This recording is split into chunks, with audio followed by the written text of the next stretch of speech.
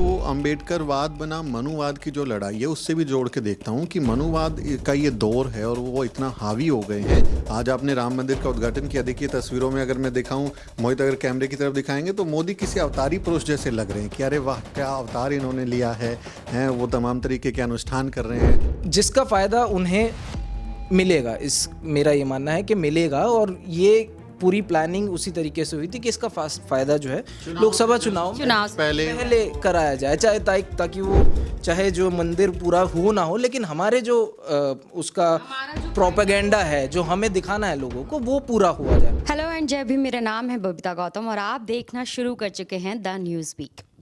जी हाँ, राम मंदिर का उद्घाटन हो चला है। देश के प्रधानमंत्री नरेंद्र मोदी ने उद्घाटन किया है। प्राण प्रतिष्ठा जिसे कहा जा रहा था वो पूरी हुई है एक तरह से, और आप देख सकते हैं मेरे बैकग्राउंड में किस तरह से मंदिर को तैयार किया गया था। एक पूरा भव्य दरबार जो कहा जा रहा था वो तैयार किया जा चुका है।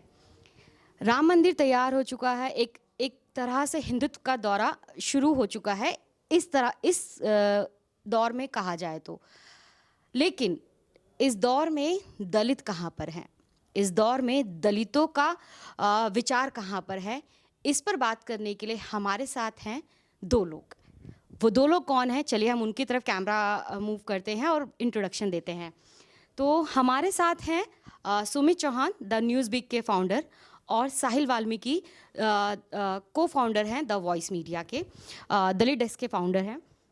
हम इनसे जानेंगे कि राम मंदिर का उद्घाटन हो चला है, लेकिन बहुजन दलित जो हैं, जो हमारा दलित समाज है, वो कहाँ पर यहाँ पर है। राम मंदिर का उद्घाटन हो चला है, जिस भव्य तरीके से उद्घाटन करने की बात कही गई थी वो हो चली है। उस पर पहले आप अपनी प्रतिक्रिया दीजिए। बहुत बहुत शुक्रिया बबीता और द न्यूज़ वीक के द वॉइस मीडिया के सभी दर्शकों को जय भीम। एक ही नारा एक ही काम, जय भीम, हमारा तो यही है। तो वो लोग भले ही जय श्री राम या जो कुछ नारे बोलें, लेकिन हमारे लिए सबसे प्यारा और सबसे न्यारा जो नारा है वो जय भीम का ही है। राम मंदिर का बनना, देखिए ये देश की राजनीति में बहुत लंबे समय से चल रहा है। ये इस देश की पिछली जो शताब्दी की राजनीति रही आज़ादी के बाद से ही, और इस साल के भी, इस शताब्दी के भी 2 दशक इसी राजनीति में बीते कि राम मंदिर बनेगा, मंदिर वहीं बनाएंगे।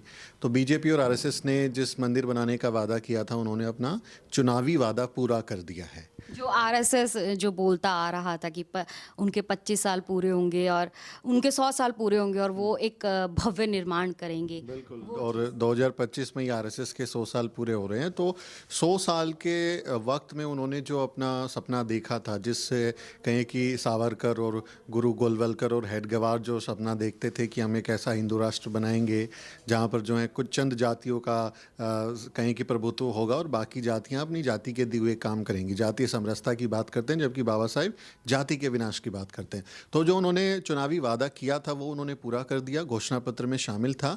लेकिन ये सिर्फ एक महज मंदिर का इनॉग्रेशन नहीं है कि मंदिर तो इस देश में लाखों बने हुए हैं। मतलब आप जिस भी गली कूचे में जाएंगे मंदिर है। और ये आप जानते हैं कि चाहे वो बच्चों के खेलने के मैदान हो, चाहे वो पार्क बनने हो, चाहे वो स्कूल की ज़मीन हो, कहीं पे भी आप आसानी से मंदिर बना सकते हैं, क्योंकि फिर मंदिर की राजनीति होती है और वो हटते नहीं है। तो मंदिर बनाने का इतिहास एक अलग ही है।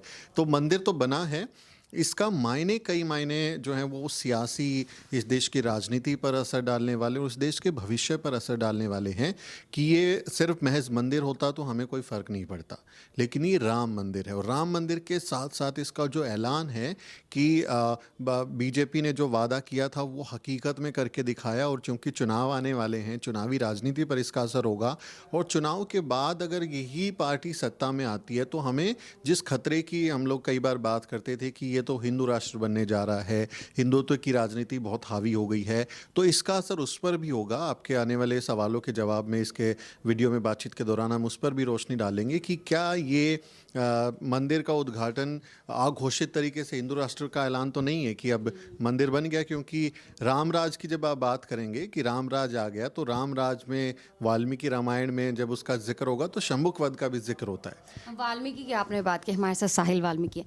मैं इनसे जानूंगी कि वो इसको किस तरह से देखते हैं। जी, बहुत बहुत शुक्रिया बबीता आपका। और जैसा कि सुमित ने बताया कि मैं इसको किस तरीके से देखता हूँ, मैं इस तरीके से देखता हूँ कि देखिए, ये एक मैं इसको एक राजनीतिक वो उसके तरीके से देखता हूँ कि उन्होंने ये इसकी घोषणा की थी और उन्होंने वो पूरा किया है।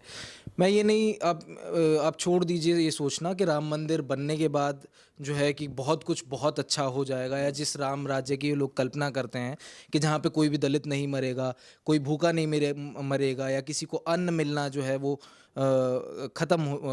मतलब कोई भूखा नहीं मिलेगा और सबको अन्न मिलेगा, बराबर जो है बंटवारा होगा, वैसा कुछ नहीं होने वाला है। रोजगार बढ़ेगा राम मंदिर से? रोजगार देखिए, अब वो उन्होंने तमाम तरीके की, इनके शब्दों में कहें तो हॉस्पिटल भी नहीं जाना पड़ेगा। हॉस्पिटल भी नहीं जाना, हॉस्पिटल भी नहीं जाना पड़ेगा। मैं उस पर आऊँगा कि देखिए, जैसे जिस तरीके से नोटिफिकेशन जारी की थी कि एम्स बन रहेगा, देश का सबसे बड़ा अस्पताल जो है, तमाम लोग ऐसे हैं जिनके पास पूरा उनका जो तमाम पीढ़ियाँ हैं उसकी पूंजी है कि वो कहीं भी किसी प्राइवेट अस्पताल में जाके जो है वो इलाज करा सकते हैं। लेकिन जो देश का एक दबा कुचला तबका है वो आज भी सरकारी अस्पतालों में ही दर दर की ठोकरें खा रहा है, और किस तरीके से वहाँ पर हमें सबको पता है कि क्या अभी हालात हैं देश के सरकारी अस्पतालों के। तो कुछ बहुत ही बड़ा जो है वो बदलाव देखने को हमें नहीं मिलने वाला है। वैसे ही आज आप खबरें देख लीजिए सुबह से, किस तरीके से दलितों के साथ कहीं ना कहीं आपको वो खबरें मिल जाएंगी कि आज भी अत्याचार हो रहे हैं। देश में एक इतनी बड़ी घटना जो है वो घट रही है, लेकिन आज भी दलित मर रहे हैं। ठीक है, तो उस तरीके से मैं इसको बिल्कुल नहीं देख रहा हूँ। एक राजनीतिक वो था और उन्होंने पूरा किया है, वो अच्छी बात है। इसका राजनीतिक जो है वो फ़ायदा उनको मिलने वाला है और इसका मिलता रहेगा, क्योंकि एक बहुत बड़ा जो उसको ये लोग इस तरीके से यूज़ कर सकते हैं कि हमने वादा किया था और हमने पूरा किया है वो। राजनीति पे आप लोग बात कर रहे हैं, राम मंदिर बन गया है, राजनीति शुरू हो चुकी है और बहुत पहले से हो रही है। राम मंदिर पूरा एक राजनीतिकरण का ही एक मैं दौर उसको कहूँगी। अब आगे क्या बीजेपी पार्टी पे, अब आगे क्या बीएसपी पे, अब आगे क्या कांग्रेस और सपा पे, इस पे राजनीति किस तरह से आप देखते हैं? तो मैं 4 मुख्य पार्टियों की बात करूं तो इसमें किस तरह से आप? देखिए, जब मैं बचपन का मुझे कुछ कुछ चीज़ें याद आ रही हैं, तो अक्सर जब बचपन में हम कहीं जाते थे, रिश्तेदारी में कहीं जाते थे, बस में बैठ के, तो दीवारों पे बड़े बड़े नारे में पड़ता था कि मंदिर वहीं बनाएंगे, सौगंध राम की खाते हैं, मंदिर वहीं बनाएंगे। तो ऐसे नारे हम देखते रहे हैं। वो मंडल का दौर था, फिर कमंडल का दौर उसमें आया और राम मंदिर को एक सियासी हथियार बनाया। और उस समय जनसंघ और फिर जनता पार्टी बनती है, तो 2 सांसद चुने गए थे। 2 सांसद से आज प्रचंड बहुमत की सरकार बना पाए और 2-2 बार बना पाए। तो अभी तीसरी बार अभी चुनाव होने वाले हैं। तो उन्होंने जो सोचा था वो उन्होंने पा लिया। तो मैं इसको जो अम्बेडकरवाद बना मनुवाद की जो लड़ाई है उससे भी जोड़ के देखता हूँ कि मनुवाद का ये दौर है और वो इतना हावी हो गए हैं कि उन्होंने अपना जो ऐलान किया था वो उन्होंने पूरा कर दिया। लेकिन इसको अगर दलित बहुजन पर्सपेक्टिव से जब आप देखते हैं, जैसे आप साहिल जिक्र कर रहे थे ना कि आज आपने राम मंदिर का उद्घाटन किया, देखिए तस्वीरों में अगर मैं दिखाऊं, मोहित अगर कैमरे की तरफ दिखाएंगे तो मोदी किसी अवतारी पुरुष जैसे लग रहे हैं कि अरे वाह क्या अवतार इन्होंने लिया है, हैं वो तमाम तरीके के अनुष्ठान कर रहे हैं। कुछ लोग कहेंगे कि अरे वो तो ओबीसी माँ के बेटे हैं, लेकिन ओबीसी होते हुए उन्होंने जिस तरह से देश के ओबीसी का नुकसान किया है उसकी भरपाई कोई नहीं कर सकता। तो मोदी का जो चमत्कारिक व्यक्तित्व गढ़ने की कोशिश की गई कि राम मंदिर एक भव्य प्रधानमंत्री के, एक दिव्य प्रधानमंत्री के, और ऐसे राज ऋषि। मैं एक मीडिया रिपोर्ट देख रहा था इंडिया टीवी पे, तो वो कह रहे थे कि ये तो जो है अवतार पुरुष की तरह है, राज ऋषि हैं, कि ये सदियों में 8वें अवतार मोदी जी को ही बता दिया कई बार मीडिया ने, कई बार बताया, और बल्कि मंदिर भी बनाए, राजस्थान में कई जगह मंदिर भी बनाए कि वो तो भगवान विष्णु के अवतार हैं। तो हो सकता है कि ये राम मंदिर के बगल में ही कोई है एक भक्त इनका मंदिर भी बना दे, उस तरह की भी संभावना है। क्योंकि कोरोना आया था तो कोरोना माता का मंदिर भी बना दिया था, माता का मंदिर। तो हमारे यहाँ मंदिरों को तो वैसा इतिहास है। लेकिन दलित बहुजन की जो साहिल बात कर रहे थे कि आज भले ही आपने जो है राम मंदिर बनाया, हमारे देश में जो दलित हैं, SC/ST तबके के लोग हैं, उनके ऊपर अपराध में रोज़ाना हमारे देश में 100 से ज़्यादा अपराध SC/ST एक्ट के मामले में दर्ज होते हैं। 50,000 से ज़्यादा सालाना मामले दर्ज होते हैं और रोज़ उनमें किस तरह के अपराध होते हैं? हत्या के, रेप के, गैंगरेप के, एट्रोसिटी के, तमाम तरीके के ऐसे ऐसे अपराध होते हैं जो हमारे ऊपर शर्मनाक हैं, मतलब शर्मिंदा है, कलंक है हमारे देश पे कि हम जब चांद पे पहुंच गए हैं, हम मंगल मिशन भेज रहे हैं, हम सूरज के मिशन भेज रहे हैं, उस दौरान आप अपने फेलो सिटीजन्स के साथ में, देश के नागरिकों के साथ किस तरह का व्यवहार कर रहे हैं। तो हमारे लिए कुछ बदला नहीं राम मंदिर से। लेकिन इसका जो चुनावी इस्तेमाल है, जो आपका सवाल था कि बाकी पार्टियां क्या करेंगी, इसका देखिए ये अधूरा मंदिर है है ना। ये हिंदू शास्त्रों में कहते हैं कि अधूरे या खंडित मंदिर में मूर्तियां नहीं रखी जाती। और हाँ, क्योंकि मंदिर नहीं है। कल तक एक वीडियो वायरल हो रहा था जिसमें पीछे जो एक गुम्बद टाइप का जो बनाया है उस पर टेंट टांगा जा रहा था, वो पूरा कंस्ट्रक्शन नहीं हुआ है। हाँ, वो तो मूर्ति की तस्वीरें वैसी हैं। जब ये मूर्ति जहाँ बन रही थी तो पीछे टिन शेड था, लेकिन मंदिर का एक गर्भगृह बन गया है और वहाँ पे उद्घाटन भी हो गया है। राम की मूर्ति जो है वो स्थापित की गई है। लेकिन ये अधूरे मंदिर में स्थापना इसीलिए हुई है क्योंकि चुनाव होने वाले हैं। आज आप देखिए 22 जनवरी है और फरवरी के मध्य तक आते आते चुनावी आचार संहिता लागू हो जाएगी। फरवरी के अंत तक जो चुनाव घोषित हो जाएंगे और अप्रैल और मई के महीने में चुनाव होके वोट भी डाले जाएंगे। तो अगले 2 महीने में चुनाव लोकसभा के होने वाले हैं। तो बहुत ही क्रूशियल टाइम है, बहुत ही अहम टाइम है और सोची समझी रणनीति के तहत ये वक्त चुना गया है कि भले ही जो है वो राम का मंदिर अधूरा हो। मतलब आप सोचिए, आप अगर दिल्ली नोएडा में फ्लैट खरीदती हैं या में से कोई फ्लैट लेता है तो आधे अधूरे उसमें, मतलब नीचे टाइल ना लगी हो, सीलिंग ना बना हुआ हो, बिजली ना लगी हो, कुछ पेंट ना हुआ हो, तो उस घर में आप शिफ्ट नहीं होते। बिल्कुल सही बात। शिफ्ट नहीं होते, उसको पूरा प्रॉपर किया जाता है और फिर वो आप उसमें एंट्री करते हो। जो हिंदू मान्यताओं के लोग हैं वो उसको गृह प्रवेश बोलते हैं कि हमने गृह प्रवेश की, हवन पूजा कराई। लेकिन आप अगर नास्तिक हैं या आप दूसरे मत की हैं तो भी आप अपने बुद्ध वंदना करेंगे या जो भी आपको करना है, आप एक तरीके से उसमें एंट्री करते हैं। अधूरे घर में नहीं जाते। तो अधूरे घर में मोदी जी लेके गए हैं। कहते हैं मोदी राम को लेकर आए हैं। तो भाई राम कहाँ गए थे जो मोदी लेकर आए हैं? जो राम को लाए हैं हम उन्हें लेकर आएंगे, यही नारा आगे मैं पूछूं साहिल से, तो क्या इसी नारे के साथ बीजेपी चलेगी? क्योंकि जहाँ पे राम मंदिर का उद्घाटन की बात हुई, कांग्रेस ने अपना पल्ला साफ कर लिया कि हम नहीं जाएंगे। वहीं बसपा सुप्रीमो ने भी एक स्टेटमेंट अपना जारी किया था। बीजेपी की मैं बात करूं तो क्या वो इसी नारे के साथ आगे चलती नजर आएगी? देखिए बबीता, आपने पार्टियों की बात की, आपने बीजेपी की बात की, कांग्रेस की बात की और बसपा की भी बात की। देखिए मैं समझता हूँ कि बीजेपी और कांग्रेस इस समय जो है एक ही नाव में सवार है। कुछ जो है वो थोड़ा सा ज़्यादा उस पर हैं और एक जो है वो थोड़ा सा कम उस पर है। अब देखिए, उन्होंने शुरू में बोला कि हमें निमंत्रण नहीं आया है तो वो भिजवा दिया और ये सब तमाम चीज़ें हुई।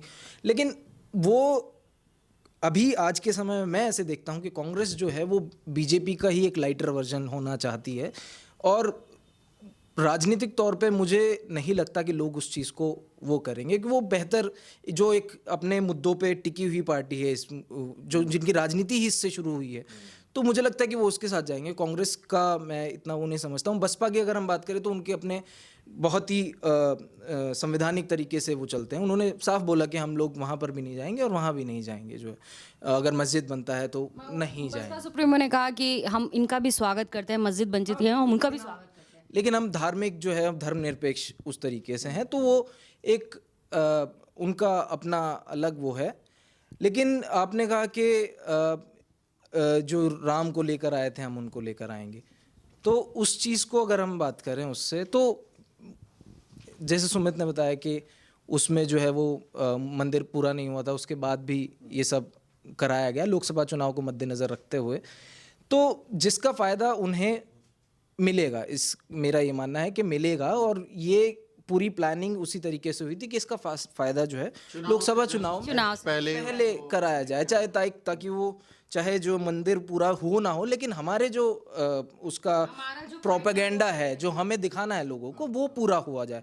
इस पर भी अपनी इनकी रुसामनाई चल रही है कि शंकराचार्य नहीं आए क्योंकि वो कह रहे हैं कि मंदिर अधूरा है और हम उसमें नहीं जाएंगे। हिंदू धर्म की मान्यताओं के हिसाब से ये पूरा काम नहीं हुआ है, तो वो इनका अपना अलग है, वो अपना सुलट ले। लेकिन वही चीज़ है कि मेरा ये मानना है कि इनका जो है इस मूव से फ़ायदा होने वाला। राम मंदिर बना, हम जब भी देखते हैं कोई भी ऐसा जब काम होता है, चाहे वो रामनवमी में रैली निकालना हो या 14 अप्रैल को अंबेडकर जयंती निकालना हो, कहीं ना कहीं पर पथराव होता है और इस बार भी हुआ। खबर आ रही है कि गुजरात के एक इलाके में मेहसाण, मैं नाम मेरे को याद नहीं है, लेकिन हाँ वहाँ पर पथराव हुआ है। राम को लेकर यात्रा निकल रही थी तो वहाँ पथराव हुआ। दूसरा एक वीडियो वायरल हो रहा है जिसमें एक चर्च के ऊपर राम का झंडा, भगवा झंडा लगाया जा रहा है। इसको आप किस तरीके से देखते हैं? क्योंकि ये छोटा इशू नहीं है, छोटा मुद्दा नहीं है, इसको ये एक पूरा राजनीतिकरण जिसका कर दिया गया है, इसको किस तरह से? बिल्कुल। और देखिए, प्रधानमंत्री जिस तरह से दिखा रहे हैं, कर रहे हैं, तो ये तस्वीरें पूरे देश में एक संदेश देने की कोशिश है कि कैसे दिव्य आत्मा प्रधानमंत्री ब्रह्मांड नायक नरेंद्र मोदी, दामोदर दास मोदी जो हैं वो राम को उनके घर ले आए हैं। तो ये दिखाने की कोशिश है। और जैसा आप जिक्र कर रहे हैं, इससे बस एक लाइन में इससे पहले बोलूं कि 22 जनवरी जब आता था तो आपके और मेरी जो यादें हैं वो ये होती थी कि जब हम बाहर निकलते थे तो हर तरफ हमको तिरंगे झंडे नजर आते थे, क्योंकि 26 जनवरी परेड होती थी इंडिया गेट। गणतंत्र दिवस जिस आधुनिक भारत ने 26 जनवरी 1950 को आकार लिया और बाबा साहब डॉक्टर अंबेडकर के बहुत मेहनत से 2 साल 11 महीने 18 दिन में भारत का संविधान बन के तैयार हुआ, तो उस दिन वो संविधान लागू हुआ। वो बाबा साहब की कलम से मनु का विधान खत्म हुआ और संविधान, सम यानी समान, विधान यानी कानून, समान कानून सबके लिए लागू हुआ कि कोई छुआछूत, कोई ऊंच नीच नहीं होगी। तो हमें वो याद है कि 26 जनवरी पे, उससे पहले हफ्ते भर, पूरा महीना सिर्फ हमको गणतंत्र दिवस पे या तिरंगे नजर आते थे। लेकिन अब आप बाहर निकले सड़कों पर, हर तरफ आपको भगवा झंडे नजर आ रहे हैं और जय श्री राम की पताका नजर आ रही हैं, लोग गाड़ियों पे नारे लगाते हुए चल रहे हैं। तो ये एक स्टाइल है, ये हिंदुत्व स्टाइल ऑफ पॉलिटिक्स है बेसिकली, कि जैसे जो हिंदू लोग हैं, जब जिसकी जो सत्ता होती है वो अपने आप को ताकतवर दिखाना चाहता है, और फिर जो वंचित तबके के लोग हैं या जो अल्पसंख्यक लोग हैं, माइनॉरिटी के लोग हैं, उनके घरों के सामने डीजे बजाओ, तेज आवाज़ में बजाओ, झंडा लहराओ, हथियार लहराओ, त्रिशूल दिखाओ, तो ये कहीं ना कहीं चिढ़ाने की कोशिश होती है। और ऐसा हुआ, पहले भी हुआ, जब भी आप कोई भी इनका धार्मिक जुलूस निकलता है, आप देखते हैं कि कहीं ना कहीं हिंसा की खबरें आती हैं, कानून का उल्लंघन किया जाता है। कई बार ऐसी तस्वीर आई कि कोर्ट में जो है झंडा लगा दिया, कोर्ट के ऊपर से तिरंगा हटा के उसके वहाँ झंडा लगा दिया, मस्जिदों पे लगा दिया, चर्च पे लगा दिया। तो वो इनके स्टाइल का हिस्सा बन गया, इनकी पॉलिटिक्स का हिस्सा बन गया है। लेकिन आप बाबा साहब को याद करें, बाबा साहब डॉक्टर अंबेडकर की जब जयंती आती है, पूरी दुनिया में आप, ठीक है, आप राम मंदिर बनाइए, कृष्ण मंदिर बनाइए, आपको जिसके प्रति आस्था है, भारत का संविधान आपको आज़ादी देता है अपना धर्म पालन करने की, तो आप बनाइए।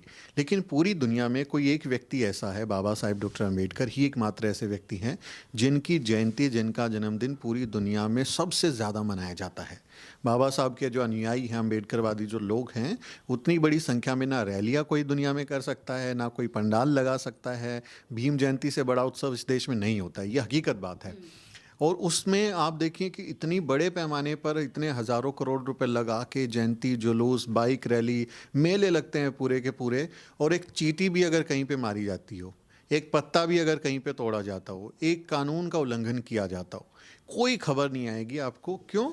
क्योंकि बाबा साहब डॉक्टर अंबेडकर को मानने वाले लोग संविधान में यकीन रखते हैं कि संविधान से हमको समानता का अधिकार मिला, तो वो कानून को मानने वाले लोग हैं, और जो ऐसा काम करते हैं वो हैं कानून को तोड़ने वाले। तो ये फ़र्क जो है, आसान भाषा में अगर समझना हो कि अंबेडकरवाद बना मनुवाद में क्या फ़र्क है, तो यही फ़र्क है कि आप इन दोनों पताकाधारियों से, कि जिसके हाथ में नीला झंडा, जय भीम का झंडा, जिसको हम इक्वालिटी फ्लैग कहते हैं कि ये समानता का झंडा है, तो इक्वालिटी फ्लैग जिसके हाथ में होगा और जिसके हाथ में धर्म ध्वजा होगी कि वो धर्म का जो है ठेकेदार बन के चले, वो जब सड़क पर निकलता है तो क्या होता है, और जब हमारे लोग सड़क पर निकलते हैं तो किस तरह से अनुशासन के साथ जाते हैं, यही फ़र्क है दोनों के बीच में। इस दौरान जब हम आ रहे थे तो हमने देखा कि जो युवा हैं और जो उनसे छोटी उम्र के हैं, वो लोग झंडा लेकर सेल्फी खिंचवा रहे थे, एक बहुत प्राउड मोमेंट फील कर रहे थे। तो युवाओं को मद्देनज़र रखते हुए, मतलब क्या आप देखते हैं कि किस तरह से युवा आज इस राजनीतिकरण का हिस्सा बन चुका है या वो बनने के लिए तैयार है? देखिए, मैं समझता हूँ कि अभी तमाम ऐसे वीडियोस भी हमें सोशल मीडिया पे वायरल मिल जाएंगे कि राम मंदिर के उपलक्ष्य में लोग तमाम कंटेंट क्रिएट कर रहे हैं। कंटेंट के नाम पे क्या क्या परोसा जा रहा है वो एक अलग विषय है, वो उसमें तमाम हेट भी है विशेष समुदाय के लिए, अलग अलग जातियों के लिए। वो कंटेंट के नाम पे जो कुछ परोसा जा रहा है वो है। लेकिन देखिए, जैसे सुमित ने भी बताया कि दो झंडों की हमने बात की, मनुवाद और जो है समानता की अगर हम बात करें, तो देखिए इनकी लड़ाई में और हमारी लड़ाई में बहुत क्लियर एक अंतर है, ठीक है। इनकी लड़ाई जो है, पूरी लड़ाई जो है वो अपने वर्चस्व की लड़ाई है, वो वर्चस्व के लिए लड़ते हैं, अपना शक्ति प्रदर्शन करते हैं, और अपना वर्चस्व जो है वो कि हम ऊंचे पद पर हैं वो बरकरार रखना चाहते हैं। हमारी लड़ाई वो नहीं है। हम अपना शक्ति प्रदर्शन, हम संविधान को मानने वाले लोग हैं, हम शक्ति प्रदर्शन नहीं करते। हमारी लड़ाई समानता की लड़ाई है। हम समानता के लिए जो है अपनी लड़ाई लड़ते हैं और संवैधानिक तरीके से लड़ते हैं। तो इसीलिए आपको, जैसे सुमित ने बताया, कि इसीलिए आपको कोई भी ऐसा कभी देखने को नहीं मिला होगा कि कहीं पे अंबेडकर जयंती के दौरान जो है वो हिंसा हुई है, या इतने लोगों को किसी के धर्म के स्थलों पे जाकर हमने नीला झंडा लगाया हो, या उस तरीके से कभी आपको वो देखने को नहीं मिलेगा। क्योंकि दो लड़ाइयाँ हैं ना, वो दो लड़ाइयाँ ही अलग है। उनकी लड़ाई जो है वो वर्चस्व की लड़ाई है, हमारी जो लड़ाई है वो समानता की, अपने लिए लड़ाई है समानता की, और उसको हम संवैधानिक तरीके से लड़ते हैं। जब राम की मूर्ति को प्रेजेंट किया गया मीडिया के सामने, तो उसमें अवतार दिखाए गए। तो एक अवतार बुद्ध का अवतार बताया गया। तो बुद्ध के अवतार में राम को प्रेजेंट कर रहे थे, या राम के अवतार में बुद्ध को प्रेजेंट कर रहे थे? मैं तो ये कह रहा हूँ कि एक अवतार कम दिखाया, उसमें नरेंद्र मोदी की भी अगर बना देते तो वो किस्सा ही मतलब आगे बढ़ जाता कि प्रधानमंत्री नरेंद्र मोदी, देखिए कितना हंसता हुआ नूरानी चेहरा जो है, ये मोहन भागवत साथ में बैठे हैं। तो बताइए भागवत किस हैसियत से बैठे हैं? क्या वो सरकारी पद पे हैं, किस देश की सरकारी एजेंसी के वो जो हैं पद पर बैठे हुए हैं, लेकिन वो प्रधानमंत्री के साथ बैठे हुए हैं। तो संविधान की अवहेलना करते हुए, क्योंकि भारत का संविधान जो है, भारत की प्रस्तावना क्या कहती है, हम भारत के लोग एक धर्मनिरपेक्ष समाज का निर्माण करेंगे, यानी सरकार का कोई धर्म नहीं होगा, कोई उसमें हमारा राज्य का धर्म नहीं होगा, हम सबके सामने बराबरी से कोशिश करेंगे, समानता रखेंगे, सबके साथ जो है समान अवसर देंगे। लेकिन ये लोग जो हैं संविधान की सीधे सीधे उल्लंघन कर रहे हैं कि जो आपको ड्यूटी दी गई थी संविधान ने, उसका पालन आप नहीं कर रहे, आप एक धर्म विशेष का प्रचार कर रहे हैं, उसका राजनीतिक इस्तेमाल कर रहे हैं। पहली टिप्पणी तो ये कि ये मेरी नज़र में ये ठीक काम नहीं है। ये सुप्रीम कोर्ट के आदेश से बन रहे हैं। आप देश के प्रधानमंत्री हैं, आपको लाखों की संख्या में लोग सुनते हैं, लेकिन जैसे आप कह रहे हैं कि वो एक धर्म प्रचार कर रहे हैं। ये आप जो हैं, आप सिर्फ हिंदुओं के, सवर्णों के, मतलब हिंदुओं का भी क्या, सवर्णों के आप सिर्फ प्रधानमंत्री नहीं है ना, आप दलितों के प्रधानमंत्री हैं, आप आदिवासियों के प्रधानमंत्री हैं, आप महिलाओं के हैं, उनके लिए भी क्वेश्चनेबल, मुसलमानों के हैं, आप ईसाइयों के हैं, सबके लिए आप अकाउंटेबल हैं, सबके लिए आप प्रधानमंत्री बने हैं ना। लेकिन ये काम हो रहा है सिर्फ एक धर्म का, एक पंथ प्रधान की ये हैसियत से गए हैं वहाँ पर। ये गलत है, संविधान की अवहेलना है मेरी नज़र में। रही बात कि वो मूर्ति के ज़रिए क्या दिखाने की कोशिश की है, देखिए एक जो मूर्ति है, इनकी जो मूर्ति है, हमारा बाबा साहब डॉक्टर अंबेडकर ने एक बात कही कि भारत का जो इतिहास है वो अंबेडकरवाद, ये ब्राह्मणवाद और बुद्धिज़्म के टकराव के बिना कुछ नहीं है, ये टकराव के सिवा कुछ नहीं है। पूरा इतिहास जो है वो ब्राह्मणवाद और बुद्धिज़्म के टकराव, संघर्ष की कहानी है, उनके जंग की कहानी है। अब एक मैं आपको तस्वीर दिखाता हूँ, ये तस्वीर मैं आपको कैमरे पे दिखाता हूँ। ये आप तस्वीर देखिए, ये हमारे तथागत बुद्ध की जो है तस्वीर है, और इसमें 10 जो है वो डायमेंशन दिखाए गए हैं, बुद्ध की अलग अलग मुद्राएं दिखाई गई हैं, और 10 ये डायमेंशन है, और मूर्ति के साथ में ये 11 समझ लीजिए कि डायमेंशन का इसमें जिक्र किया गया है तथागत बुद्ध का। अब यही जब आप देखेंगे अयोध्या में, जिसको 5 साल के रामलला कहा जा रहा है कि 5 साल के रामलला की जो है मूर्ति की स्थापना की गई है, तो ये सेम आपको नजर आएगा कि इसी तरह का उन्होंने जो है वो बना लिया है कि इसी तरह का स्ट्रक्चर आप देखेंगे, ये स्ट्रक्चर उन्होंने बनाया, और इसी स्ट्रक्चर पर रामलला के 10 अवतार दिखाते हुए आप देखेंगे उन्होंने ये बना दिया। अब इसमें जो है फ़र्क, और बाकी में आप फ़र्क देख लीजिए कि कितना फ़र्क है, और ये इसी में आप देखेंगे यहाँ पर इन्होंने बुद्धा को भी दिखा दिया 9वें अवतार पे कि बुद्धा जो हैं वो विष्णु के अवतार हैं। तो पहली नज़र में तो आपको ये जो मूर्ति का जो स्ट्रक्चर है वो आपको सीधा सीधा देख के समझ में आ जाएगा कि ये तथागत बुद्ध की मूर्ति का स्ट्रक्चर ही चुराया हुआ है, ये उसी से कॉपी है। कुछ लोग कहेंगे कि प्रेरणा ली है, प्रेरित हुए हैं तो बिल्कुल बिल्कुल, लोग तो कहेंगे कि वहाँ से प्रेरणा ली है, लेकिन अवतार बताना, देखिए इसका सीधा सा जवाब मैं बाबा साहब डॉक्टर अंबेडकर से देखता हूँ कि आप कुछ बोलेंगे, मैं कुछ बोलूँगा तो लोग बोले ये तो कोटे वाले हैं, इनमें मेरिट नहीं है, इनको कुछ आता जाता नहीं है, इनको कुछ समझ नहीं है। बाबा साहब डॉक्टर अंबेडकर जिनके पास 32 डिग्रियाँ थी, जिनको तमाम भाषाओं की जानकारी थी, और उनके जितना पढ़ा लिखा व्यक्ति उस समय देश में कोई नहीं था, इसलिए उनको संविधान सभा में अध्यक्ष चुना गया, ड्राफ्टिंग कमेटी का अध्यक्ष चुना कि कोई इतना काबिल नहीं था जो कानूनों के दांव पेच समझ सके। तो बहुत पढ़े लिखे आदमी, पूरी दुनिया ने माना, कोलंबिया यूनिवर्सिटी में जाएँ, कहीं चले जाइए, सब ने माना कि वो सिंबल ऑफ नॉलेज हैं, वो ज्ञान के प्रतीक हैं। बाबा साहब के शब्द मैं आपको बताता हूँ। तो बाबा साहब डॉक्टर अम्बेडकर क्या बता के गए अवतार के बारे में। बाबा साहब डॉक्टर अम्बेडकर 14 अक्टूबर 1956 को हिंदू धर्म को हमेशा के लिए त्यागते हैं। जो उन्होंने ऐलान किया था कि मैं हिंदू के रूप में पैदा ज़रूर हुआ लेकिन मरूंगा नहीं। बाद में 56 में आके वो धम्म दीक्षा लेते हैं, तथागत बुद्ध के रास्ते पे जाते हैं और 22 प्रतिज्ञा लेते हैं। 22 प्रतिज्ञाओं में से 5वीं प्रतिज्ञा क्या है?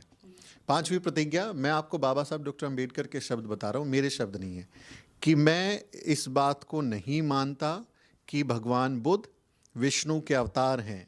अगर कोई उन्हें अवतार बताता है तो ये पागलपन है और मैं इसे झूठा प्रसार मानता हूँ। तो बाबा साहब डॉक्टर अम्बेडकर भगवान बुद्ध को विष्णु का या किसी का भी अवतार बताने को पागलपन कह रहे हैं, झूठा प्रचार प्रसार कह रहे हैं। बाबा साहब की 5वीं प्रतिज्ञा आप पढ़िए। तो मैं सीधा बाबा साहब डॉक्टर अम्बेडकर को देख रहा हूँ कि जो ये कर रहे हैं बाबा साहब की नज़र में आप उनको अवतार बता रहे हैं। देखिए, आपकी धार्मिक भावनाएं हैं, आप कहते हैं कि हमारी धार्मिक भावनाएं हैं, राम मंदिर से जुड़ी हुई हैं, ठीक है। आर्टिकल 25 में आज़ादी है सबको अपना धर्म मानने की, आपने बनाया, ठीक है, हमको कोई दिक्कत नहीं, बना लीजिए। आपने जो था, सुप्रीम कोर्ट का ऑर्डर था, जीत गए केस, आपने बना लिया, कोई बात नहीं। लेकिन आप अगर आपकी धार्मिक भावनाओं की बात करेंगे तो हम जो बुद्ध धर्म को मानते हैं, हम जो तथागत बुद्ध के रास्ते पे चलते हैं, हमारी भावनाएं नहीं है क्या? हमारी भावनाओं को आहत नहीं होती क्या? जब आपके इन 10 अवतार में से 9वें अवतार पे हम अपने भगवान बुद्ध को, तथागत बुद्ध को देखते हैं तो हमारी धार्मिक भावनाएं आहत नहीं होती हैं? ये सरासर झूठ है, सरासर बाबा साहब के शब्दों में पागलपन है कि इनको तथागत बुद्ध का अवतार दिखाया गया। क्योंकि देखिए, अगर विष्णु के अवतार बाबा साहब मानते तो उनकी एक और प्रतिज्ञा है जो वो कहते हैं कि मैं राम और कृष्ण में विश्वास नहीं रखता, बिल्कुल पूजा नहीं करूंगा। उनकी 22 प्रतिज्ञाओं में से पहली प्रतिज्ञा और दूसरी प्रतिज्ञा का जिक्र करना बहुत ज़रूरी है यहाँ पे, जो अवतार की बात आप करिए। पहली प्रतिज्ञा क्या है? मैं ब्रह्मा विष्णु महेश में आस्था नहीं रखूंगा और ना ही मैं कभी उनकी पूजा करूंगा। बाबा साहब की पहली प्रतिज्ञा।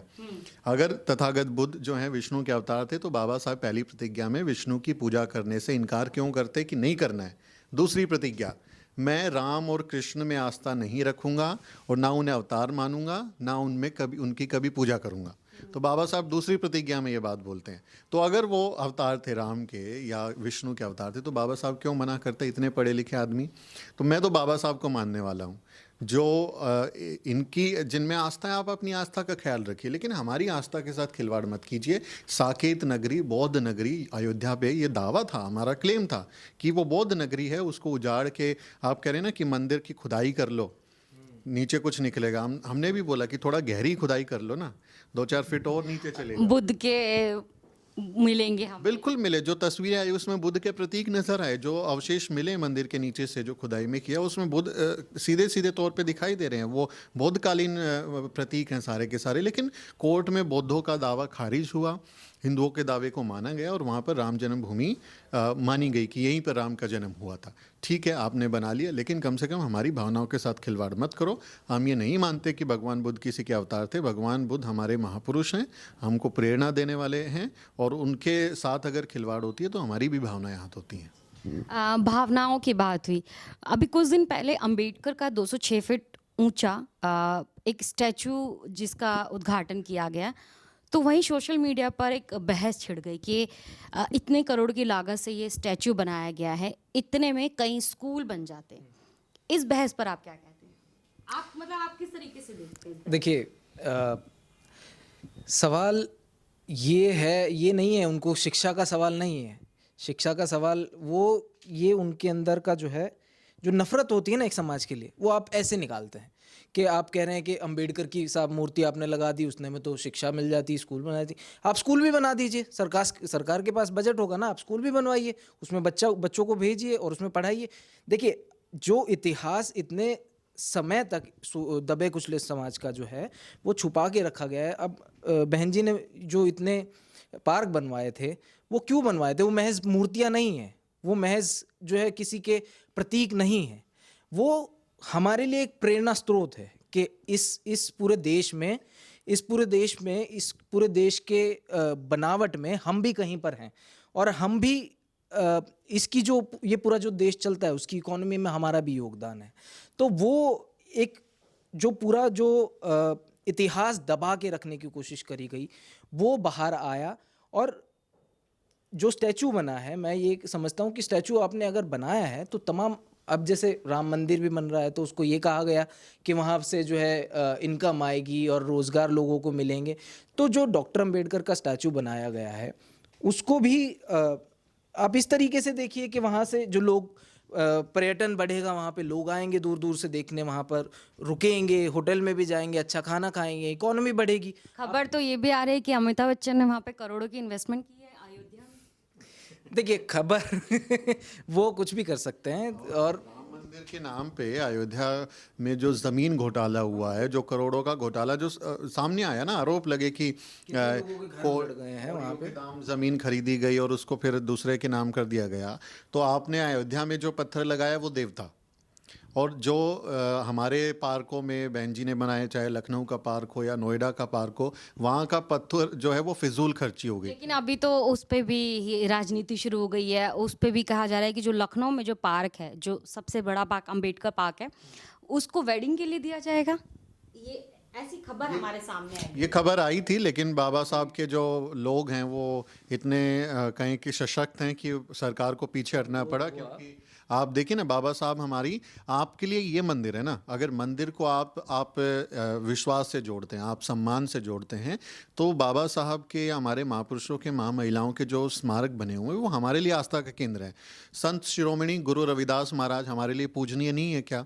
गुरु कबीरदास जो हैं वो हमारे लिए पूजनीय नहीं है? गुरु घासीदास जी, नारायणा गुरु जी, मान्यवर काशीराम साहेब, राष्ट्रपिता ज्योतिबा फूले शाहू जी महाराज, ये तथागत बुद्ध, बहन जी, मान्यवर काशीराम साहेब, ये हमारे लिए पूजनीय नहीं है? ये इनके प्रति हमारी आस्था नहीं है? अगर आपको आस्था का ही लेना है कि आस्था ही ठेका आपने ले लिया है, तो ये हमारे गुरु घर, हमारे जो स्मारक हैं, ये भी हमारे लिए सम्मानीय हैं, ये भी हमारे लिए पूजनीय है। इसलिए अगर आपकी आस्था वहाँ जुड़ी हुई है, तो आप जब हमारे प्रतीकों को पत्थर और फिजूल खर्ची बोलेंगे तो सवाल उठेगा। बहन जी का जो लखनऊ का पार्क है कितने करोड़ में बना है? 700 करोड़ रुपए में। और राम मंदिर में जो राम भले ही ट्रस्ट ने लगाया है, जो भी लगाया, बोल रहे हैं लोग कि दान दक्षिणा में मिला है, लेकिन जब पैसे की बात आ रही है तो कितना पैसा लगा है? 1800 करोड़। तो सिंपल सा कैलकुलेशन है, अगर मैथ आता है ना, हम पे तो ताना देते हैं कोटे वाले हैं इनको मैथमेटिक्स आता नहीं, तो 1800 में से 700 घटा लो और देख लो कि कौन सी रकम कम होती है। और जबकि हमारा तो जो है वो वहाँ पर टूरिस्ट डेस्टिनेशन है, वहाँ पर फिल्मों की शूटिंग होती है, टिकट लगता है, इनकम होती है सरकार को। तो ये कहीं ना कहीं डबल स्टैंडर्ड है कि आपके लिए एक तो पूजनीय है और दूसरा फिजूल खर्ची। ये दोगलापन है, मुझे लगता है शास्त्रों में इसे ही दोगलापन कहा गया है। और वो पार्क जो हैं, जो लखनऊ में जो बने हैं, वही नोएडा में भी बने हैं, ये दलित समाज के लिए एक प्रेरणा पार्क है। वहाँ पे वो जाकर अपने महापुरुषों के बारे में जानते हैं, उनके साथ सेल्फी लेते हैं, उनके साथ उनके पास बैठकर अपनी चीज़ों को वो, अपने इतिहास को वो देखते हैं, अपने इतिहास को वो जानते हैं। तो और ये मतलब ये एक इनकम ऑफ सोर्स है, तो वो भी आपने इनकम ऑफ सोर्स बनाया है। वहाँ पे भी तो आप इनकम ऑफ सोर्स कर ही रहे हैं, वहाँ पे भी आपने टिकट्स लगाई हैं, अब वहाँ पे आपने कहा कि फिल्मों की शूटिंग हो रही है, तो वो भी तो आपका एक ज़रिया हो गया। फिल्मों की बात हुई है, जैसे राम मंदिर के लिए बॉलीवुड सितारों को बुलाया गया है कि आप आइए, लेकिन यही बॉलीवुड सितारे, जब कोई ऐसी घटना हो जाती है दलितों से रिलेटेड, कोई ऐसी घटना हो जाती है, मैं घटना अगर बात करूँ, मणिपुर एक बहुत बड़ा एग्जाम्पल है, इस तरह की जब घटनाएं हो जाती है तब यही लोग चुप हो जाते हैं। तो इस पर, इसको किस तरह से आप देखना चाहते हैं? देखिए, अगर फिल्म इंडस्ट्री की हम बात करें तो इंडियन फिल्म इंडस्ट्री हमें पता है कि कैसी है। रीढ़ की हड्डी जो है वो उनमें नहीं है और घोर जातिवादी प्रकार के लोग हैं। इसमें हमें तमाम जो है एग्जांपल हम ले सकते हैं, चाहे वो शिल्पा शेट्टी का हो या सलमान खान का हो, जो भंगी जैसे शब्द को एक पूरी जाति को जो है नीचा दिखाने का काम करते हैं जब वो भंगी बोलते हैं। तो ये पूरी जो इंडस्ट्री है वो एक तमाम तरीके की विचारधारा, जातिवादी विचारधारा को लेकर चलती है। तो जाहिर सी बात है, अगर मैं वो ये समझते हैं, अगर वही कहेंगे कि हमारी आस्था का विषय है तो आप जाइए, लेकिन आप ये समझिए कि आपके जो एक्शंस हैं उन एक्शंस को कितने लोग जो है वो रेप्लिकेट करने की कोशिश करेंगे। आप में ये क्षमता है कि आप तमाम लोगों की विचारधारा बना सकते हो, तो आप उनको ये समझने की ज़रूरत है कि आप क्या परोस रहे हैं लोग में। जैसे मैंने बताया कि कंटेंट जो है वो कंटेंट क्रिएशन के नाम पे क्या क्या परोसा जा रहा है लोगों को, तो वो कहीं ना कहीं उसकी शुरुआत मैं यहाँ से देखता हूँ। और इससे बस छोटी सी मैं एक बात स्टाइल की उसमें ऐड करता हूँ कि जो हमारे मुसलमान भाई बहन है ना, उनको भी मैं कहूँगा कि थोड़ा सावधान रहिए। आप जो है ना सेकुलरिज्म के नाम पे, गंगा जमनी तहजीब के नाम पे ऐसे ऐसे लोगों को आप स्टार बनाते हैं, ऐसे लोगों को आप मुशायरों में बुलाते हैं, अपने जलसों में बुलाते हैं और उनको उर्दू के नाम पे और धर्म के नाम पे और मुशायरों के नाम पे बिठा के बड़े बड़े अवार्ड देते हैं। अब वक्त है आपको देखने का कि कहाँ उनका जो सेकुलरिज्म है, जो उनकी प्रगतिशीलता है, जो अपने आप को प्रोग्रेसिव कहते हैं, वो कैसे हवा हो गई है ना। वो पीयूष मिश्रा जैसे लोग जो हैं, जो एक बगल में चांद होगा एक बगल में रोटियां कहते कहते जो है उन्होंने अपना पूरा करियर निकाल दिया और अब वक्त आया तो भाग गए उधर। तो ऐसे लोगों को पहचानिए, देखिए अमिताभ बच्चन जैसे लोगों को, उनके लोगों को देखिए कि कहाँ वो ठहरते हैं, क्या रीढ़ है कि नहीं है। जब देश में, इस देश में न्याय की लड़ाई की बात आती है, न्याय के साथ खड़ा होने की बात आती है, तो वो कहाँ खड़े हैं, इसका भी ख्याल मुसलमानों को रखना चाहिए। देश के प्रधानमंत्री ओबीसी समाज से आते हैं। राजनीति दलितों और ओबीसी और सवर्णों की भी चल रही है। इस पूरे ट्रायंगल को किस तरह से, आप दोनों का नज़रिया मैं जानना चाहूँगी। आप एक फ्रेम में आ जाइए, मैं बीच में आ रही हूँ, तो मैं आप दोनों का इसमें नज़रिया जानूंगी कि आप दोनों इस ट्रायंगल को किस तरह से देखते हैं। देखिए, प्रधानमंत्री नरेंद्र मोदी की ओबीसी की अगर बात करेंगे तो वो मोड़ घांची जाती है गुजरात की, और आम बोलचाल की भाषा में या उत्तर भारत की भाषा में कहीं तो तेली जाति से आते हैं, वो तो तेल का काम करते हैं। और ये उनकी जाति पहले ओबीसी में नहीं आती थी। जब अटल बिहारी वाजपेयी प्रधानमंत्री थे तब उन्होंने मोड़ घाची जाति को ओबीसी लिस्ट में डाला था। तो ये कहीं ना कहीं की कहते हैं ना कि प्लानिंग जो है, जहां आप सोच के ख़त्म कर देते हैं वहां से ये लोग सोचना शुरू करते हैं। तो 100 साल के आरएसएस के काल में जब ये इतना प्रचलन पर चले गए हैं तो प्लानिंग बहुत लंबी पहले से होती है। तो मुमकिन है कि प्रधानमंत्री नरेंद्र मोदी की जो जाति है उसको अटल बिहारी वाजपेयी के शासनकाल में लिस्ट में डाला गया, तो कहीं ना कहीं उसका दिमाग में हो सकता है कि भविष्य में उनको इसका चुनावी इस्तेमाल करना हो, वो इसकी गुंजाइश है।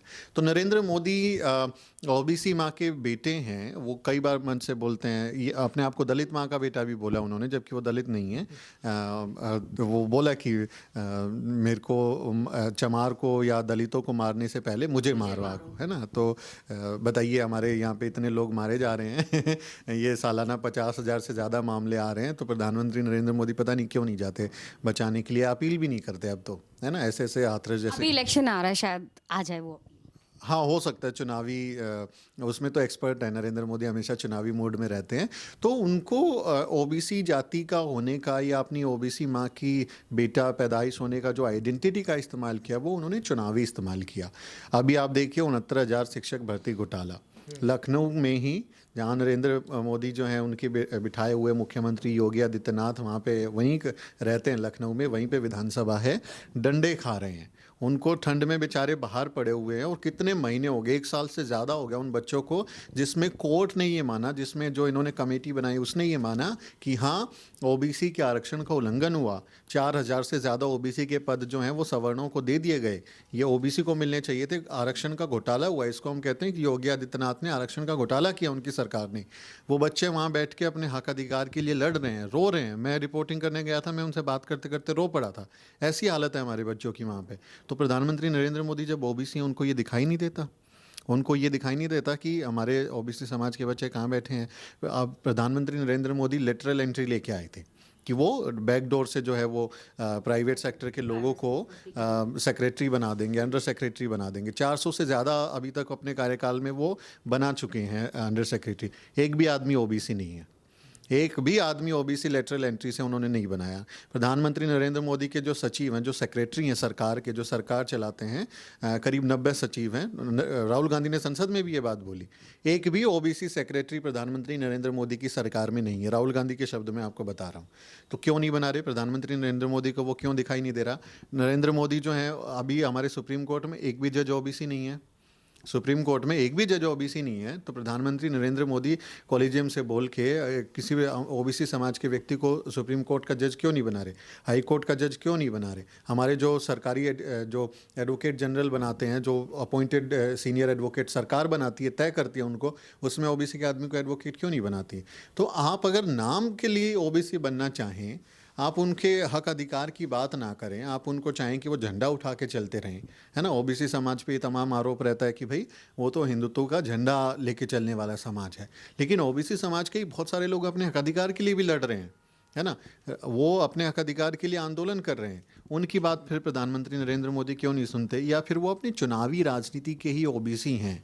अब भजन लाल शर्मा राजस्थान में मुख्यमंत्री बनाए, मोहन यादव को इन्होंने ओबीसी चेहरा यादव को मध्य प्रदेश में मुख्यमंत्री बना दिया, लेकिन वो क्या कर रहे हैं, वो यादवों का सम्मेलन करके और उनको बीजेपी से जोड़ने का काम कर रहे हैं। तो क्या चुनावी इस्तेमाल ओबीसी आइडेंटिटी का होगा या ओबीसी की भलाई का काम होगा? अगर ऐसा ही है तो ओबीसी की जातिवार जनगणना नरेंद्र मोदी ने क्यों नहीं कराई? 2010 में संसद में यूनानिमस डिसीजन पास हुआ कि जनगणना होगी, उसके बाद कांग्रेस शासनकाल में गिनती तो कराई लेकिन तमाम गलतियां करी और फिर ये कह दिया कि ये रिपोर्ट जारी करने लायक नहीं है। और वो प्रधानमंत्री नरेंद्र मोदी के प्रधानमंत्री बनने के बाद 2014 में सामने आई थी वो रिपोर्ट। अरुण जेटली ने, राजनाथ सिंह ने प्रेस कॉन्फ्रेंस करके कहा था कि हम रिपोर्ट करेंगे या जातिवार जनगणना कराएंगे। अरुण जेटली का बयान देखेंगे, अभी भी मिल जाएगा। क्यों नहीं कराई? इतने बड़े आंदोलन हुए, बिहार में जातिवार जनगणना और ये बाकी जगह पे लोग करवा रहे हैं, तो क्यों ओबीसी की जातिवार जनगणना नहीं कराई? क्यों उनका हक अधिकार नहीं दिया? तो मेरी नज़र में ये सिर्फ चुनावी ओबीसी की राजनीति का इस्तेमाल है, क्योंकि अभी चुनाव होने वाले हैं। 27 लोगों को ओबीसी को कैबिनेट मंत्री बना दिया, लेकिन ओबीसी के बच्चे लाठियाँ खा रहे हैं वहाँ पे लखनऊ में बैठ के। उसकी तो कोई बात नहीं करता, उसके बारे में कोई बात नहीं करता कि इनके बच्चे क्यों जो है पिछड़ रहे हैं, क्यों इनको नीट में ओबीसी आरक्षण के लिए कितनी लड़ाई लड़नी पड़ी। उसका भी तो हक अधिकार की बात करो ना। या मंदिर में घंटा ही बजवाओगे सिर्फ, तो घंटा बजाने की बात नहीं है, हमें कलम चाहिए। हमारे हाथ में त्रिशूल और तलवार नहीं, हमको कलम चाहिए। अगर कलम दोगे तभी तो ओबीसी होने का फ़ायदा है ना, नहीं तो ऐसा क्या फ़ायदा? क्योंकि वो बात है ना कि घर में आग लगी अपने ही दीपक से, तो आपने दिया जलाया और घर जल गया उससे, तो फिर उस दिए की रोशनी का कोई फ़ायदा नहीं हुआ। राम मंदिर के उद्घाटन के बाद दलितों पर इसका क्या असर पड़ता है? वो मतलब क्या असर पड़ेगा? क्या यहाँ पे भी आरक्षण होगा? देखिए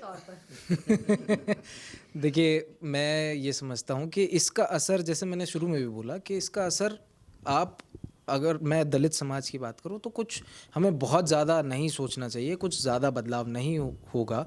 और दलित समाज से मैं यही कहूँगा कि आप तमाम तरीके की जो है उथल पुथल हो रही है पूरे देश भर में, चाहे वो मंदिर हो या तमाम और चीज़ें हैं, लेकिन एक ध्रुवीकरण जो करने की कोशिश की जा रही है, मैं जो दलित समाज के युवा हैं, दलित समाज से जो लोग आते हैं, बहुजन समाज से, मैं यही कहना चाहूँगा कि आप उसमें मत फंसिए। और आपको ये देखने की ज़रूरत नहीं है कि क्या चल रहा है और कि कौन आपको किस तरीके से वो कर रहा है। आपको सिर्फ इतना करना है कि जो बाबा साहब अम्बेडकर आपके लिए उपदेश दे के गए हैं, जो संदेश आपके लिए दे के गए हैं, आप सिर्फ उसको मानेंगे तो आप बहुत अच्छी जगह पहुंच जाएंगे। बाबा साहब अम्बेडकर ने अब दलितों को, और अगर राम मंदिर का मैं कहूं कि आपने कहा कि उनको क्या असर होगा या क्या फ़र्क पड़ेगा, कोई फ़र्क नहीं पड़ने वाला है।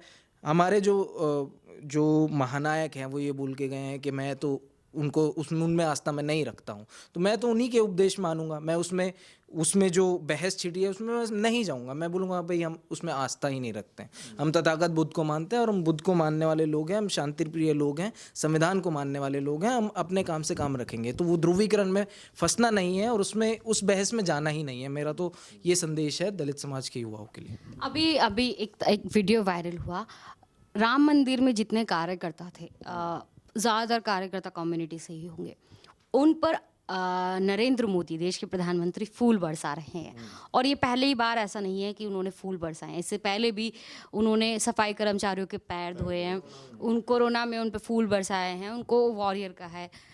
ये किस तरीके का क्या ये भी एक राजनीतिकरण का हिस्सा है, वोट बैंक की राजनीति? देखिए, बॉलीवुड में स्टंट एक शब्द इस्तेमाल होता है कि स्टंट करना, है ना। तो प्रधानमंत्री नरेंद्र मोदी स्टंट करने में बहुत माहिर हैं। उनको बड़ा मतलब उनकी टीम में लोग भी बहुत काबिल हैं जो उनको ऐसे ऐसे आइडिया देते हैं, ऐसा अच्छा भाषण लिख के देते हैं और उनको बताते हैं। तो निश्चित तौर पे उनकी टीम में लोग स्टंट कराने में बहुत माहिर हैं और वो खुद भी मतलब मंजे हुए हैं, ज़मीन से निकले हैं, तो ज़मीन के नेता हैं, अपने आप को जानते हैं राजनीति कैसे की जाती है, तो राजनीति करने में बहुत माहिर है। तो मैं इसको एक स्टंट की तरह मानता हूँ कि ये पब्लिसिटी स्टंट है। उन्होंने सफाई कर्मियों के पैर धोए, लेकिन हमारे सबसे ज़्यादा सफाई कर्मी गटर में अपनी जान दे रहे हैं। आप उनके लिए सेफ्टी इक्विपमेंट नहीं दे रहे, आप उनको मास्क नहीं दे रहे, आप उन्हें ऑक्सीजन का सिलेंडर नहीं दे रहे, ग्लव्स नहीं दे रहे। अगर ये इसमें सफाई करने में सवर्ण समाज के लोग होते ना और वो मर जाते, अगले ही दिन सारी रोबोटिक मशीनें और तमाम चीज़ें हो जाती। उनके लोग नहीं है, इसलिए उसका कोई ध्यान नहीं दे रहा, क्योंकि कहीं ना कहीं जो आरएसएस की जो आइडियोलॉजी है, जो हिंदुत्व की आइडियोलॉजी है, वो क्या कहती है कि आप अपनी ही जाति का काम करो। जैसे गांधीयन आइडियोलॉजी जिसको हम कहते हैं, कि गांधी क्या कहते थे कि मैं अपने घर का बाथरूम साफ करूं तो घर के बाथरूम साफ करने में क्या हर्ज है। गांधी की बड़ा मतलब इंटरेस्टिंग उनकी फ़िलोसफी थी। बाबा साहब के साथ जब उनकी बहस होती है, वो हरिजन अखबार लेके आए थे, तो बहन जी एक बार बड़ी पॉपुलर हुई थी कि तुम हरिजन हो तो हम हरिजन है, तो क्या तुम शैतान जन हो। तो बाबा साहब डॉक्टर अम्बेडकर ने बड़ी इंटरेस्टिंग इसमें बात है कि जब गांधी जो आइडियोलॉजी है, और वही आइडियोलॉजी जो राम राज की और जातियों की समरसता की बात गांधी की, वैसे ही आपको आरएसएस के लोगों में भी, जिन्होंने आरएसएस के लोगों ने गांधी की हत्या की, लेकिन हिंदुत्व के मामले में सेम, कास्ट के मामले में आइडियोलॉजी लगभग सेम है। गांधी क्या कहते हैं कि सब जातियों में छुआछूत मत करो, अनटचेबिलिटी मत करो, कि तुम चमार हो मैं भंगी हूँ, इस तरह का मत करो, मैं बामन हूँ। सब लोग जो हैं बात करो, आपस में बैठ के वो कर लो, मिलो जुलो, लेकिन आप अपनी जाति का काम करो। तो प्रधानमंत्री नरेंद्र मोदी ने कौन सी योजना चलाई? प्रधानमंत्री कौशल विकास योजना। वो एक और विश्वकर्मा योजना, कि कुम्हार का बच्चा क्या बनाए? वो घड़े बनाना सीखे, है ना, वो कुम्हार वाला दिए बनाना सीखे। लोहार का बच्चा क्या करे? लोहा गर्म करना सीखे, है ना। तो ये जो जातियों के हिसाब से जो रोजगार देने की तैयारियां हैं ना, यही तो हिंदू राष्ट्र की कल्पना है, कि आप क्या करेंगे, जातियों में बांट के, जो जिस जाति का आदमी है, तो भंगी समाज का आदमी झाड़ू उठाओ, चमार है तो भैया चमड़े का काम करो, तुम जो है अफसर पे मत बैठो। हमारी लड़की एक टीना डाबी जब दलित समाज की टॉप की थी, कुर्सी पे बैठी थी, तो बहुत हंगामा किया था। तो दिक्कत ये नहीं है कि हमारा आदमी जो है वो आईएएस बन गया, दिक्कत ये है कि जो कल नीचे बैठा था आज वो कुर्सी पे बैठा है, बराबरी से उनसे ऊंची कुर्सी पे बैठा है। तो ये एक पूरी की पूरी साजिश का हिस्सा है। प्रधानमंत्री नरेंद्र मोदी इस बात को बहुत अच्छे से जानते हैं, क्योंकि आप आरएसएस की विचारकों को देखेंगे ना, चाहे वो हेडगवार हो, गुरु गोलवलकर हो, सावरकर हो, इनकी आप किताबें पढ़िए, क्या कहते हैं? जातीय समरसता। वो कहते हैं कास्ट हार्मनी होना चाहिए, यानी जातियों में आपस में मेल जोल होना चाहिए।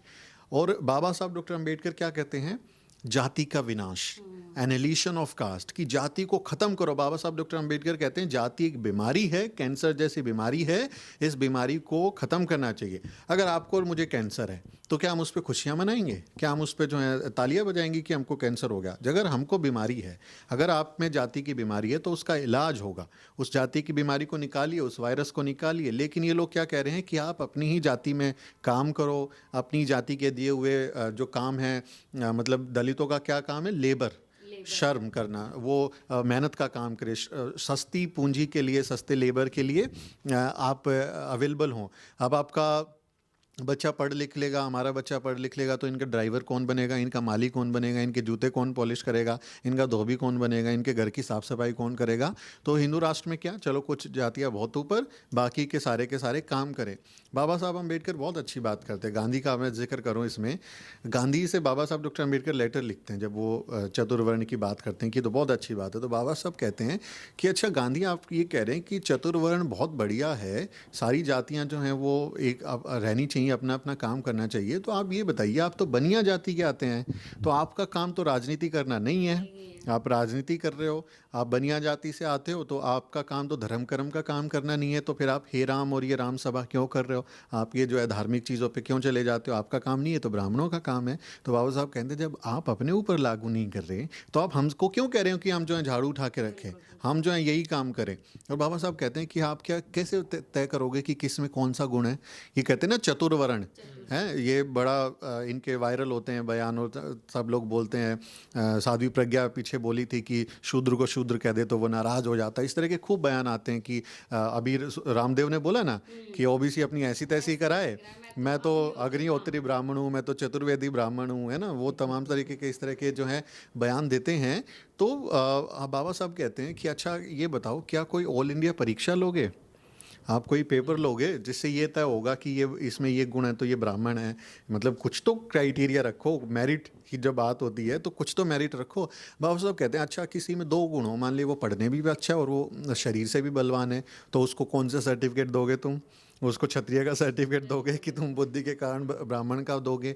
तो बाबा साहब अम्बेडकर इस पर बहुत तगड़ा कटाक्ष करते हैं। और वो इस जाति की समरसता का जो आइडिया है ना कि जातियों ख़त्म नहीं करनी है, जातियां रहें, अपनी अपनी जाति का सब काम करें, यानी आप क्या करोगे, आप मौज करोगे और हम आपकी सेवा करेंगे। तो ये पाखंड के सिवा कुछ नहीं है। और प्रधानमंत्री नरेंद्र मोदी जो ये फूल बरसाते हैं, पैर धोते हैं, ये दिखाते हैं कि देखो तुम जो काम कर रहे हो ना, इनको ये बहुत अच्छे लगते हैं।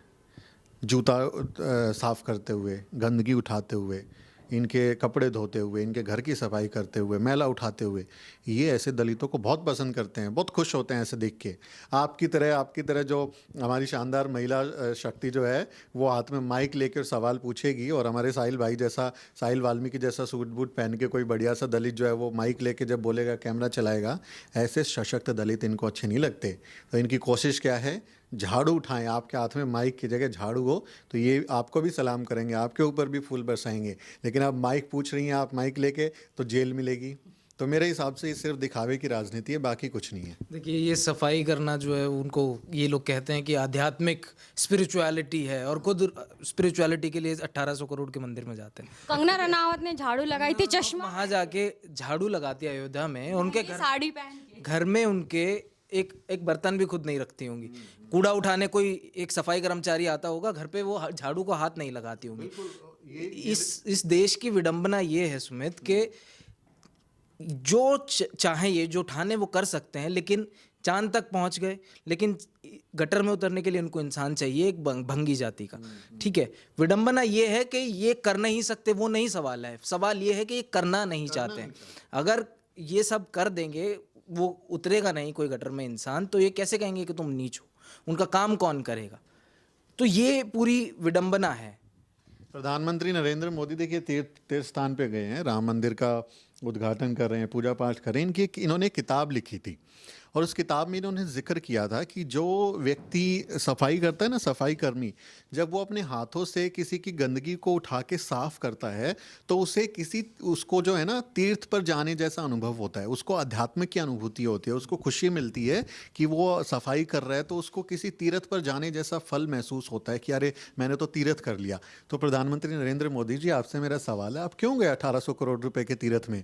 आप आते, हमारे लोगों की सफाई करते, दलित बस्तियों में जाते, दलित समाज में जाते, वहाँ उनका सफाई करते, और फिर आपको भी तीर्थ की अनुभूति होती ना, आपको भी मोक्ष मिल जाता। ऐसा नहीं है, वो जाते हैं, झाड़ू लगाते हैं, लेकिन साफ इलाके में झाड़ू लगाते हैं, ग्लव्स पहन के झाड़ू लगाते हैं, मास्क लगा के वो झाड़ू लगाते हैं। ये जो सच में जो असली सफाई कर्मचारी काम कर रहे हैं, उनको ग्लव्स या मास्क नहीं मिले, लेकिन बराबर इन सब लोगों को मिलेगा। वहाँ पे गंदगी पहले खुद फैलाओ, फिर झाड़ू से हटाने का दिखावा करो। तो ये दिखावा रहने दो, आप अपना राजनीति कीजिए, हम अपनी जो है समाज को जगाने की कोशिश करते रहेंगे। और दलित बहुजन समाज, अब भले ही वो खतरा है कि आप हिंदू राष्ट्र बना लेंगे, लेकिन बाबा साहब डॉक्टर अम्बेडकर की जो पीढ़ी है, जो उनको जानने वाले अनुयायी है, वो आपको चुनौती देते रहेंगे। मेरा आखिरी सवाल, राम मंदिर बन चुका है, इनका लक्ष्य था वो पूरा हो चुका है, 24 का चुनाव आने वाला है, क्या अब बीजेपी के पास क्या लक्ष्य है, क्या टारगेट है? टारगेट तो दलित ही रहेंगे। अगर मैं बात करूं, मुद्दा क्या होगा? क्योंकि राम मंदिर बन चुका है, अब मुद्दा क्या होगा? देखिए, एक कहावत है कि काठ की हांडी बार बार नहीं चढ़ती, उसमें एक ही बार आप कुछ बना सकते हो, और काठ की हांडी जल जाती है, राख हो जाती है, कुछ बचता नहीं है। तो अभी 22 जनवरी है, आपने राम मंदिर का उद्घाटन कर लिया, चुनाव होने हैं अप्रैल और मई में, तो आप कितनी बार ये राम की मूर्ति दिखाएंगे, कितनी बार ये तस्वीरें दिखाएंगे? तो जनता जो है, भूखे पेट भजन ना हो गोपाला, जब पेट खाली होगा ना, तो भजन भी नहीं होता। एक रोमन कवि हैं जुवेनल ने एक बड़ी अच्छी बात कही, अंग्रेजी में वो कहते हैं कि if you cannot give bread to your people, show them circus. अगर आप अपने लोगों को रोटी नहीं दे सकते, तो उन्हें सर्कस दिखाइए। सर्कस दिखाया जा रहा है, लोगों को बताया जा रहा है कि मस्खरी कैसे करनी, हंसना कैसे, ताकि थोड़ी देर के लिए लोग भूल जाएं कि उन्हें भूख लगी है। लेकिन कितने दिन भूलेंगे? 2 दिन 4 दिन, जब भूख में पेट की, कहते हैं ना कि आग सबसे बुरी होती है।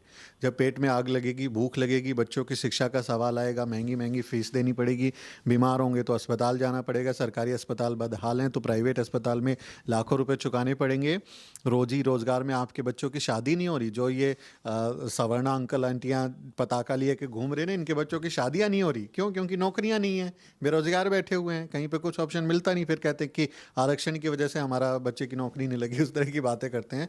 तो मुझे लगता है कि आने वाले दिनों में रोजी रोज़गार भी एक समस्या बनेगा। लोग इस पर भी पूछेंगे, क्योंकि 2 बार देख लिया। आपने वादा किया था ना कि मैं 2 करोड़ रोज़गार दूंगा, आपने वादा किया था कि हम जो है विश्व गुरु बनेंगे, 100 स्मार्ट सिटी बनाएंगे। कहाँ गई 100 स्मार्ट सिटी? किसी को नहीं दिख रही। रोज़गार कहाँ गया? किसी को नहीं दिख रहा। 15 लाख खाते में आएंगे, किसी को नहीं दिख रहा।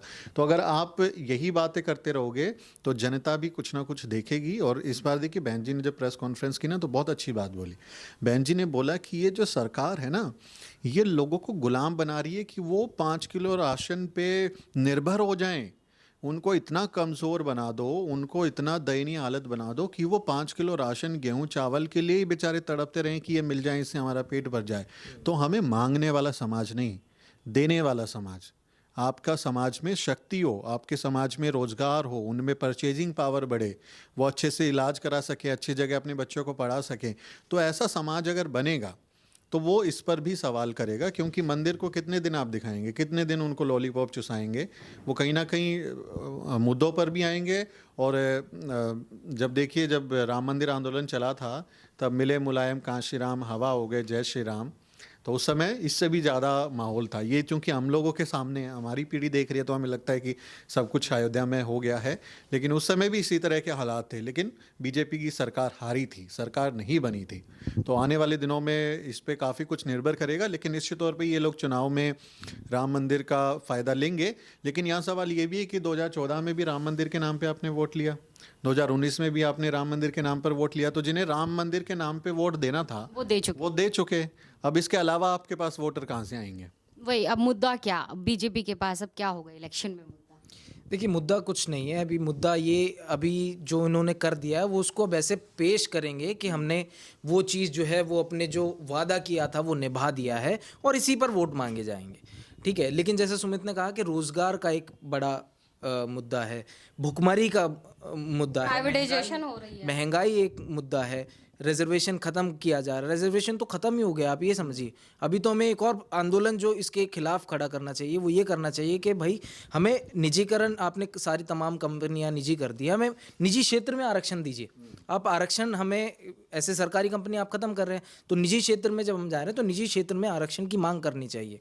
मुद्दा इनका कुछ नहीं है, मुद्दा राम मंदिर ही एक मुद्दा रहेगा, उसी पर वोट मांगे जाएंगे। लेकिन जनता जो है अभी धीरे धीरे, जब जैसे सुमित ने कहा कि जब खाली पेट होंगे तो इंसान पूछता है, और ये मुद्दा यही रहने वाला है इनका। और मुझे लगता है कि जिसको ये टारगेट इनका था, वो वोटर, वो शायद इस मुद्दे पे वोट करे राम मंदिर पे। लेकिन जो दलित बहुजन लोग हैं, जिनके जो रोज़ अपना सुबह काम पर निकलते हैं और पूरे दिन मेहनत करते हैं, जिनको राम मंदिर से कोई लेना देना नहीं है, जिनकी ना तो ये आस्था का सवाल है, और जिनको भूख, जिनको अपने घर में जो है 2 टाइम की रोटी चाहिए, वो उनके मुद्दे ये नहीं होने वाले हैं। उनके मुद्दे, महंगाई उनका एक मुद्दा रहने वाला है, वो उसको देखकर वोट करेंगे, वो रोज़गार को देखकर वोट करेंगे, सिर्फ राम मंदिर के नाम पर वोट नहीं देंगे। तो उम्मीद करती हूँ कि इस बहस में आज जो चर्चा हुई है, बहस नहीं कहूँगी, आज जो चर्चा हुई है, उसमें आपके काफ़ी सारे जो प्रश्न हैं वो उनके जवाब आपको मिल गए होंगे। बहुत शुक्रिया आपका सुमित, हमारे साथ जुड़ने के लिए, साहिल आपका हमारे साथ जुड़ने के लिए। आपको ये चर्चा कैसी लगी, कमेंट बॉक्स में हमें ज़रूर बताइएगा। बबीता गौतम के साथ आप देख रहे थे द न्यूज़ वीक। साथियों, अगर आपको द न्यूज़ वीक का काम पसंद है और आप चाहते हैं कि हम यूं ही अम्बेडकरवादी पत्रकारिता करते रहें, तो हमारी आर्थिक मदद जरूर करें। आप अपनी स्क्रीन पर दिखाई दे रहे इस QR कोड को स्कैन करें और न्यूज़ वीक फाउंडेशन के खाते में अपनी दान की राशि भेजें। QR कोड के अलावा आप UPI के जरिए भी मदद कर सकते हैं। आप हमारी UPI ID newsweek@yes bank पर भी मदद भेज सकते हैं। इसके अलावा आप हमारे अकाउंट में भी मदद भेज सकते हैं। खाते का नाम है News Week Foundation, account number है 02358800000640। IFSC कोड है YesB000235। बैंक का नाम यस बैंक है और ब्रांच है नेहरू पैलेस, दिल्ली। आप डोनेशन के एवज में इनकम टैक्स में भी छूट पा सकते हैं। डोनेशन की रसीद पाने के लिए ट्रांजैक्शन का स्क्रीनशॉट हमें भेजें। टाइप करें डोनेशन स्पेस आपका नाम और हमें 8595794224 पर व्हाट्सएप करें।